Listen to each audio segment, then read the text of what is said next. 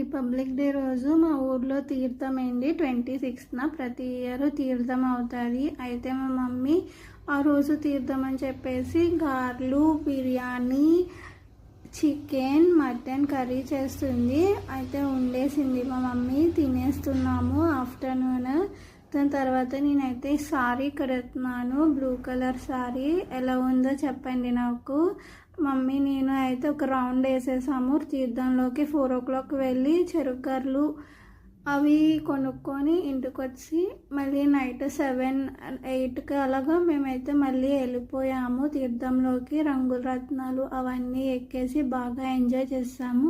మీలో ఎవరికి తీర్థం అంటే చాలా ఇష్టమో నాకైతే కామెంట్ సెక్షన్లో కామెంట్ చేయండి.